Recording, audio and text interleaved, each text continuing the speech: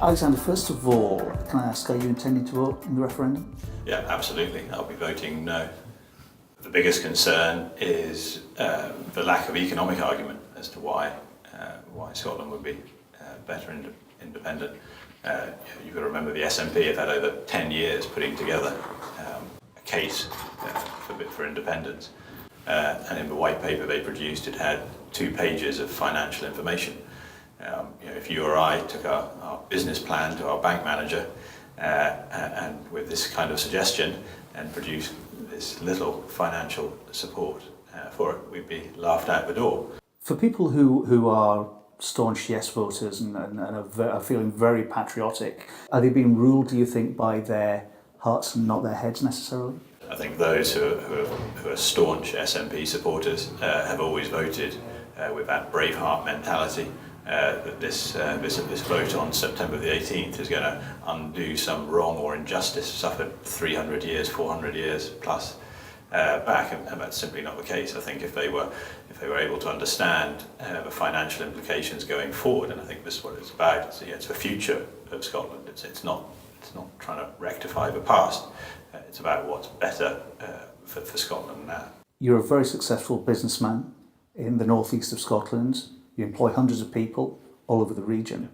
What are the implications for your business if there is a yes vote on the 18th? I think some of the implications of what independence would mean a higher proportion of public sector workers, which would lead to higher taxes to pay for this, and that would impact on our businesses. We would certainly be looking to rationalise most, if not all, of our businesses. And we've put out a paper to that effect to our employees today. The yes-no campaign is both very passionate, both very committed, quite acrimonious in certain areas. Why do you think some of the electorate are nervous or hesitant to nail their colours to the mast one way or another at the moment? I think the yes campaign, it is very divisive by nature of its the question it's posing. I've been out on the streets with Better Together, speaking to people on the doorstep, and we came across a lady the other day, and she'd been harangued by an SNP supporter for 40 minutes, reduced to tears, trying to persuade her, and some of the campaigning is very unpleasant. I think the reason for that is they know that they're still polling around 30 to 35%. It's not looking good for member polls, and they're reacting accordingly. Whatever the result of the referendum, what effect do you think it will have on Scotland, this whole process, the whole campaign?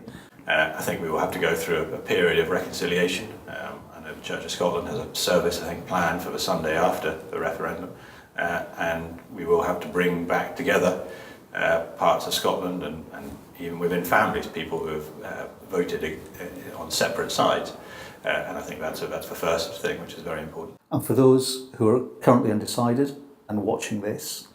I think if you're still undecided at this stage, you need to think that this is not a vote that you're going to get like a general election or a local election or a European election where you get a chance to have a vote again in 5 years' time or 4 years' time. This is a once-in-a-lifetime vote, and it's not a once-in-a-lifetime opportunity. People need to understand that it is a risk of what we're voting for on September the 18th, and if they're not fully aware of all the implications of that risk, then they should vote no, because otherwise we will be paying for this mistake for a generation.